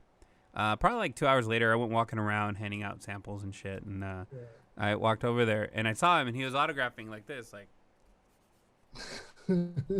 But he was moving, but like up here, he was like not present. Dang. Yeah, it sucks because I wanted to ask him, but I was like, you probably smoked a fucking huge fatty, Probably, yeah. He was like, huh? What year was this? 2007? No, 2012. I don't remember what year it was. Yeah. The guy from the Devil's Rejects, we met him at the at Monster Palooza. We got to interview him and the guys that scored the movie Killer Clowns from Outer Space. Oh, I'm so jealous. I love that movie. The Kyoto Brothers or something. We got to interview the guys that scored that. If you guys haven't seen it, watch it. It's a fucking fun film to watch. I remember when I was a kid, it scared. Nowadays, it's like, really? But back then, I remember that scene with the shadow. Where I know. I remember as a kid, it traumatized me. I was like, "Damn, dude, that's no thanks."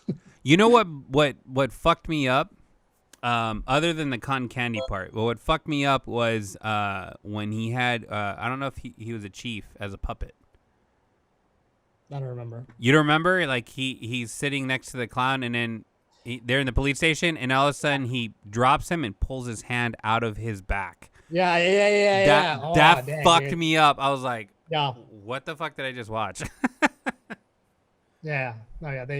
When we talked to the guys that scored it, they said that they're I think they were gonna show the movie, and they were gonna have a band play the score live.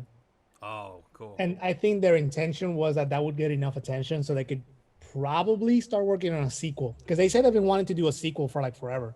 I hope. I need to check out that interview again, see what they said. But that's cool. You don't have a website, do you? Or do you? No. No. Got around to that. No website. No. I got a website designer right next to me. See, he ignores me. He's focused. Diana was helping me with one too. She showed me like how it would look and stuff, and actually I really wanted to use it because we came up with this idea. Well, Kristen did. Like I said, she's super smart. She's always coming up with these amazing ideas. A care package for bands. So we were gonna start a Patreon page, and this was before the COVID hit and all that. So flew out the window. But we did do it for one band. We were gonna do these care packages, do a Patreon, and get money, and then we would go to Walmart and get all these things that bands could use for the road. You know, deodorant, shampoo, travel wipes, and sanitary products, travel toothbrushes, and all that. You know, things that you don't really think about that they really do need. Especially, Right. and we did it for a band. I forgot what band it was though. But yeah, that was a really cool idea, and people really got behind that one. Especially the bands that we told them about it. Like, hey, we're starting to come up with this idea, the care packages. They're like, dude, yes, we really do need that. Yeah. Because a lot of them just make enough money for food and for gas, you know. So, It's the little things you forget about. yeah. So the page would come in real handy when we, bands start touring again and we start doing the care package. And I actually really like that idea of the care package.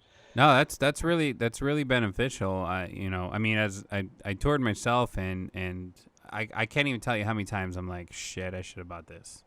I gotta go to the store, guys. I'll be like, yeah, that's a really smart, really good idea. Yeah, no, and I think it's really good, especially for those bands because we see a lot of bands starting from the bottom. Like a band called Beekeeper. I don't know if you heard about them. Mm-mm. Super talented band. They had an amazing year last year. They toured all over the place. They went to TJ, and yeah, they had a really good year last year. I mean, 2019. That's what I mean by last year. Yeah, right. And yeah, those bands, we see them start from like the bottom, and then we see that they're about to tour somewhere. So we want to make care packages for those bands that we see grow before they hit the road, so they could have stuff to take care of themselves. No joke, and like no disrespect to anybody listening, but I think one of the most important things to have is condoms. Dude, I was just about to say that. Like, a lot of people do tell us that, kind of like as a joke, like, hey, you should pack condoms. I'm like, you're kind of joking, but we should. No, legit. Like, legit. I mean, as a touring musician, you gotta have condoms. Yeah, both kinds. yeah, we're gonna start doing that. It started kind of as a joke, but we knew it's also serious, So yeah, we're gonna start packing condoms when we do the care packages for the bands. Well, I'll give you an example. I have a buddy. Won't mention name, but so okay, my old percussionist, I can say that, and his friend. His friend was a touring drummer, and he was married, so he would go on tour for a few months, and his wife would actually give him a giant box of condoms, and he's like, "What the fuck?" She's like, "You're a musician, dude. I'd rather you be safe." Yeah. You know what I mean? So it is a thing, guys. If you get, I mean, even though like we joke about it, it is a thing, and better safe than sorry. So I think that's one of the most important things, on top of like hand sanitizer. We would prefer it if you wait till marriage, but hey, you never know. Or just pull out.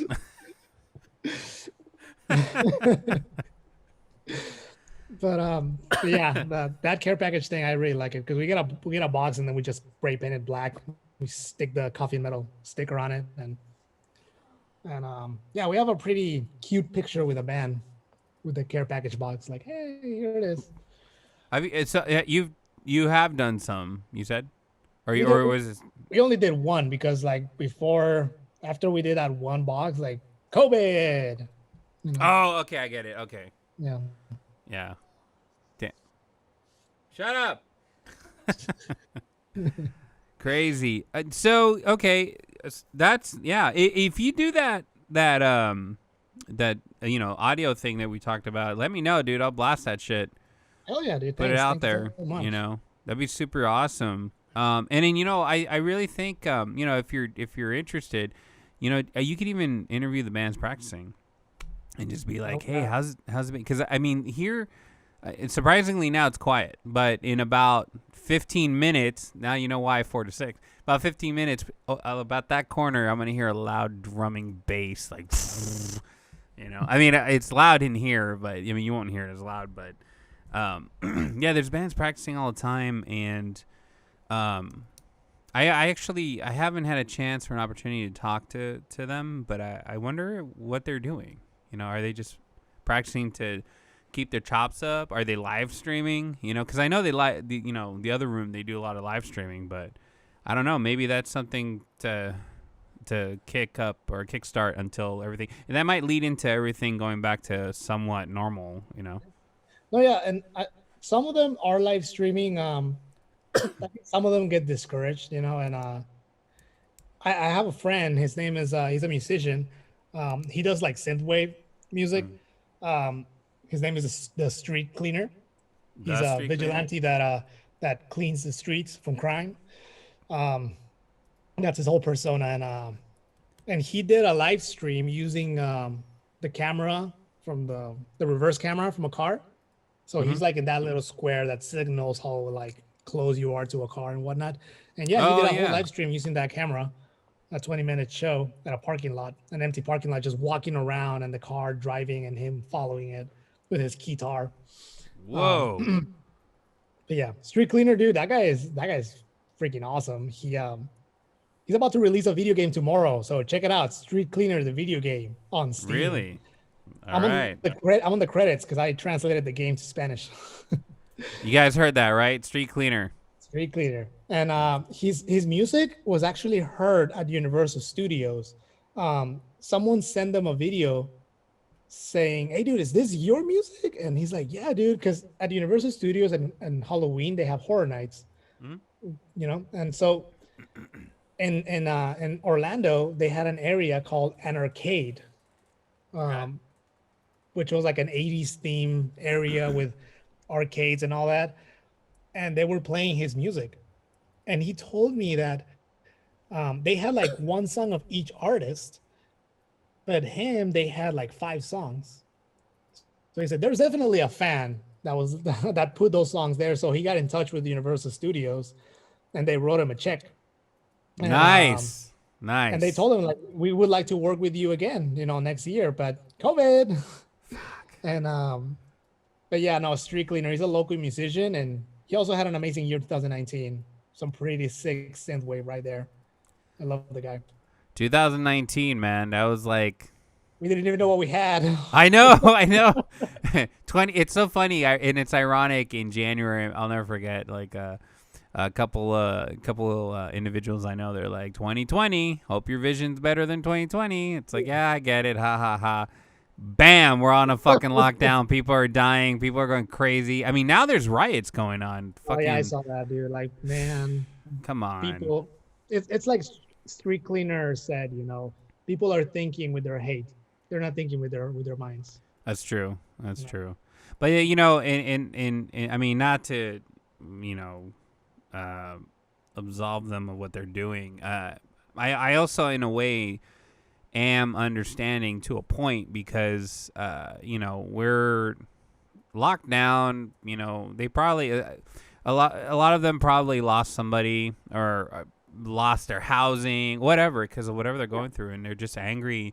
So they're not thinking clearly. So people are angry. Yeah, that's the base thing. You know, people are just angry. Yeah. Well, I hope they figure it out, man, because I really don't want to have some other bullshit happen in 21. You know. Now, like I said, we need shows back, man. Like, and I tell people, dude, like when local bands get back, like, you guys better go, man. You guys better go and support the local scene. And I was told this by someone else. The reason why we're so eager to go back to what we do is because a musician told me that after we started doing our thing, people started noticing the local scene more. You know, so I'm glad that we helped in some way, you know, and we impacted our scene. Because yeah, that's what the guy told me. Like, before, like, people were not really paying attention, but after you guys started exposing us, that's when people started noticing and coming more to our shows. So well, that's why I think it's more important now to continue doing it, even if you're doing reruns or whatever, because like you said, everyone went dark. yeah, So be the light, because what are they going to come back to? You know? exactly. Yeah. And I think you know, if you're pushing this and you're like, you know, exposing them, and you can even say, hey, this is a rerun, but we want to make sure you guys don't forget, because when this shit's over, they're gonna play. Hopefully they survived this, and you should appreciate at least their first show, because the fact that they came back after this, you know what I mean? Like, keep it alive, you know, and I think that might inspire the bands that kind of gave up. No, and I really like that idea of doing an interview like there where you're at, and doing a maybe like streaming a performance there, a practice performance, and then because yeah, that's like what keeps the bands going, you know, playing, and yeah, I think that's actually a great idea too, because we need to keep that pulse of the local scene going, you know, Oh, fuck keep yeah, it alive, dude. And yeah, I really like the idea, because I got names, I got bands, I can think of many bands that would like doing that and would like to get together to play again. Yeah. So no, yeah, those are great ideas. You could even like live stream their first not performance, first rehearsal back together with their fucking masks, and just be like, all right, do you guys suck, or do you guys need to practice more? You know, and it kind of it'll like, I don't know, if it was me, I would be like, all right, we need to get our shit tighter. Yeah, you know, because eventually, like, even I said, like, you know, I mean, I haven't fucking played live since what, Jesus, 2013. Well, I'm lying. I played here in San Diego once at a coffee shop, just because I had the itch, you know. But yeah, I said, like, once the shit opens up, I'm gonna start playing. Fuck it, dude. Yeah, dude. No, and then I'll tell you like when our band's playing too, and the names of the bands and everything. I'll give you all the info you need on the local scene, man. Like, hell yeah. I've fallen in love with like so many bands, dude. Like, there's this band that they made us a lot of money at the Break by Break. They're Manic. They're called Manic. They're a little bit hard to find sometimes, because you type in Manic on Google and it gives you like all these results. So you know, so it's they're a little bit hard to find, but they're there. They're on Spotify, I believe, and they're like old school, like California thrash at its best. And they're local San Diego, right? Yeah. Okay. Hands down, I think it's one of the best thrash bands from San Diego, in my opinion. Also, check out Shred Bundy. Now that I remember. That's a cool fucking name. Right, yeah, I told them that was one of the first questions I asked them, because they participated in the metal battle a couple of years back, and I asked them like, "Hey, who the hell came up with this name, dude? Coolest fucking name ever." So yeah, Shred Bundy, dude, just on the top of my head. But yeah, I'm pretty sure some bands will like doing that. Do they have a song called True Dynasty or Destiny? I think so, yeah. I found them. Manic? Yeah, Manic. And then they have Manic Fanatic. No, that's not. Yeah. Manic Fanatic. Oh, it's a chick. Yeah, no. I found their YouTube. I'm going to probably start playing. Manic Hispanic. Yeah, it's those kids, yeah. True Destiny, yeah. Okay. Yeah. Cool. Yeah, they're a bunch of young kids, man. But yeah, they're super good, and yeah, hands down one of the best thrash metal bands from San Diego, in my opinion. You know what? I'm gonna copy this link and put it on the live stream. All right, did that. Cool. You know that guy playing in the red shirt. I don't know if you saw the video up. He reminds me of the singer of this band. What were they called? They're from Lancaster. Condemned to Suffer. I don't know if they're still around, but this dude, like they performed at my studio in LA, and super cool guys. You know, they look like Lamb of God rednecks. No lie, like fucking beards and everything, Duck Dynasty style, except for the singer. The singer looked like he was from Norway. Long, freshly, long, straight black, needle straight black hair. And I'll never forget when they introduced the band. He's like, "What's up?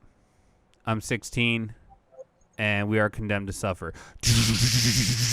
That's how it started. They're all in their 20s, and this kid, and I do mean kid, was 16. Yeah. But that fucking voice, dude. Oof, oof. I was like, who's next? I hope it's not us. Did you ever hear of a band called Black Tide? No. So I remember I saw them at Mayhem Festival years ago.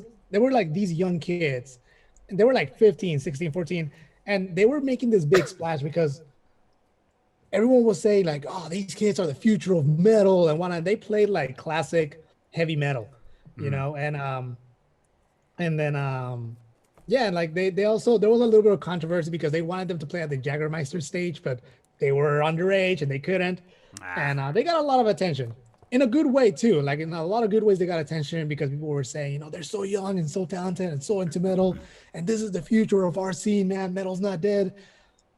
And then when they became big, they immediately sold out, and they signed to a label, and the label told them to change their sound to a more mainstream sound. And they all they went through they did the Metallica thing. They shaved their head off. They started dressing like hipsters, and they started playing like more like mainstream rock and roll. It was a sad thing to see, you know, but What's your opinion on that? What's your opinion on that? If I mean, like, for example, like what Green Day did and all those bands, just they're underground, you know, and they, I guess, sell out to make it. But is that just a cop out for success, or like? For punk, I think it is. For punk, I think it is because punk, it's about not having, and then once you have and once you take, what's the point about singing about not having, Right. if you already have all that? You know, it's and that's what I like about underground punk. You know, speaking of underground punk, check out Bud Candy. Bud Candy. Bud Candy, yeah, 2 T's.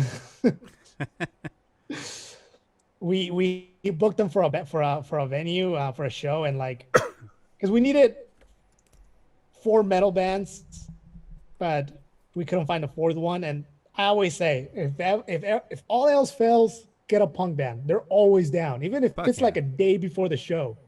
And what do you know? Like a couple of days before the show, my friend recommended me this band. I get in touch with them. They're like, yeah, for sure, we're down. And they played, and they immediately won over Joe Trotman, and they played a couple of shows for him. The guy threw a lemon at the audience. The Stinger fought this T-Rex. It was crazy. But you never had any issues between the punks and the metalheads? No, I actually, one of the first shows we did was called, the first local Race of Chaos was like a union of punk and metal. There's this, because we got 2 punk bands. No, we got 1 punk band and 2 metal bands. And we got this, there's this local artist called Junco. He draws a lot of political cartoons, and he made this poster of this punk and this metalhead shaking hands. So It's a really cool poster. I really dig it. That's somewhere around the Coffee and Metal page. It's one of the first things we ever did. What's the guy's name? Junco. Junco. He's a local artist in San Diego. I have him on Facebook. I just forget if Junco San Diego. Yeah, let's see. He's just an artist, right? Yeah, he's an artist. Yeah, he draws. He does like political cartoons and stuff. Political cartoonist. Yeah. El Coyote. Joaquin Junco Jr. That's his name. Yeah. I have him as a friend on Facebook. I just don't know if he has a page. Yeah, his like personal page is it's pretty public. Yeah, Joaquin Junco Jr. That's his name on Facebook. Yeah, I'll tell my sister to send you a link or something. Okay. Yeah, I want to check it out. Yeah, and he made that poster, and yeah, like honestly, the whole punk versus metal thing, I honestly think that's a thing of the past. It was big when I was playing back in high school, so it was like a thing. It was bad for a while. I really don't see it like I've seen it at big concerts. You know, I've seen it at big concerts, but I don't see it much in the local scene. because I think we're all in the same struggle.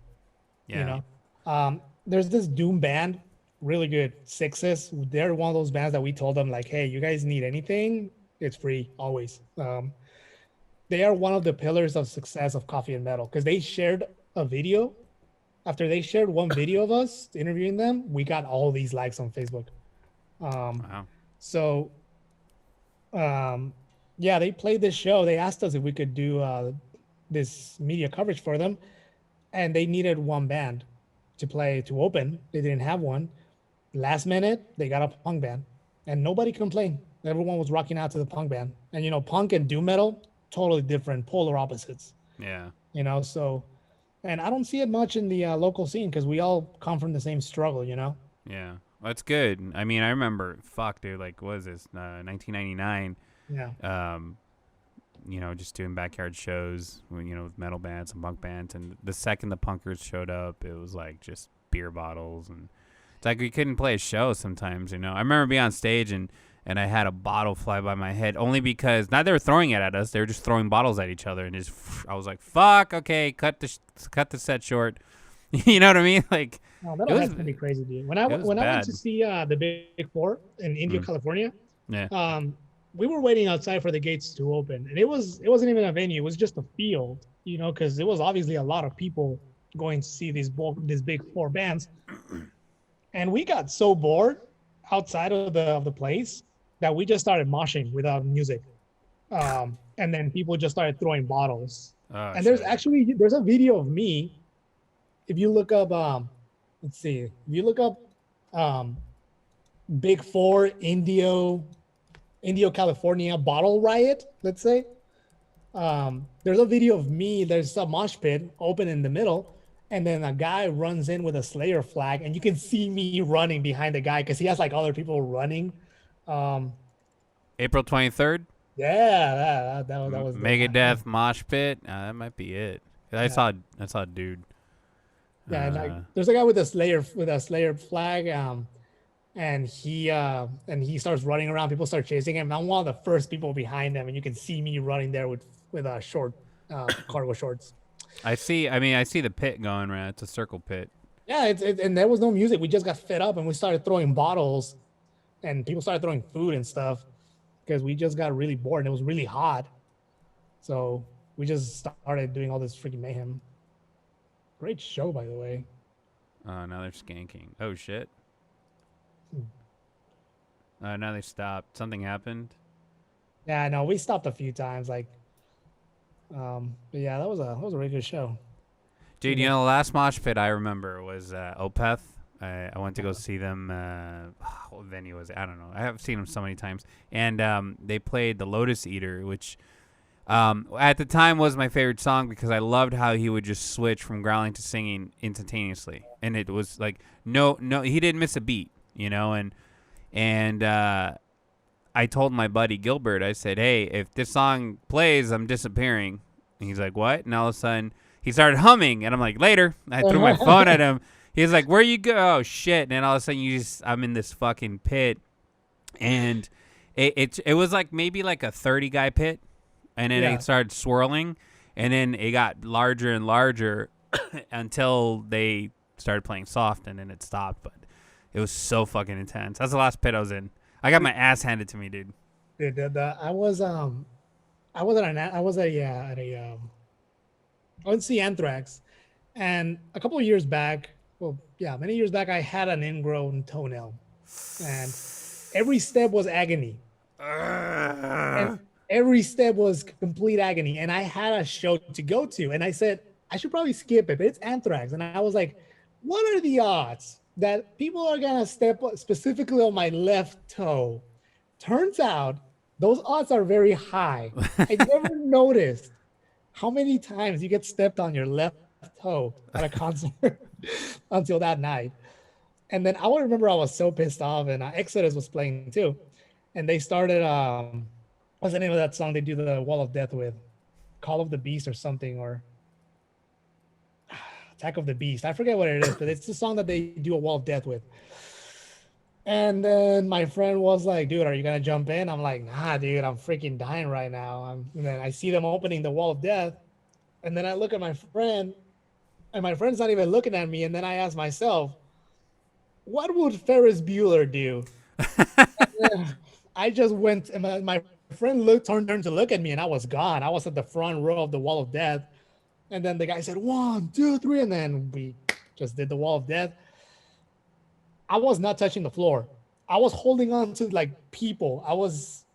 You know that scene from Game of Thrones? Yeah. Where, like Jon Snow is underneath all those people, the Battle of the Bastards, and he's trying to get some air. Yeah, that's what it felt like. I just like grabbed onto like 2 huge dudes, and I was not touching the floor. I was like basically swimming on people. But that was like the only time I've done a wall of death, first and last time. Those things are scary, dude. If you're wondering who the guy with the mask is, I hired him to do some painting. We're live on YouTube, my friend. That's Professor Camacho from the show that we do called the Film Exchange. He's here to talk shit to me. Dude, you know what? I don't think I haven't had the opportunity to do the Wall of Death. Yeah, no. I don't think I physically can't now, but I can't imagine that. I mean, I've done crowd surfing, I've done everything but that, and I can't know. It looks fun on YouTube. That's it. That's the only. All I remember is the fucking guy standing by overall himself, that? like Yeah. he's like looking around, and all of a sudden everyone rushes in. Guy disappeared. Yeah, I know. You just lose him. I freaking love that video. That's the one that I show everyone. Check this out. That is awesome. Dude, this was a fucking awesome interview. It was sick, dude. I would love to have you on the show so we can keep talking more metal, man. This is fucking cool. And if you have anyone that wants to join also, we can do a 3-way, 4-way, whatever. I'm game. Probably next time I'll bring Alberto, my cameraman, maybe Kristen as well. Alberto has a pretty cool story about Lemmy, how he met Lemmy. Because when Lemmy died, people started coming up with all these stories. Yeah. It's a real short one. He said that he saw him at Hollywood from across the street, and he ran across the street to look at him, and he almost got run over. And then he said that he just jumped in front of him and pointed at him and said, "You!" And Lemmy just looked at him like all freaked out and just walked around him and kept on walking. So... Why would he be freaked out? I mean, he's Lemmy. Come on. Yeah, I'll bring Alberto next time. He's a character. Yeah, I would love to have anybody on the show. That'd be awesome. All 3 of you guys. Hell yeah, dude. No, but yeah, thank you so much for the opportunity and the ideas too. Like this is pretty awesome. Yeah, dude. If you do that, let me know, and I'll totally fucking blast it. Hell yeah, man. Hell yeah. Cool.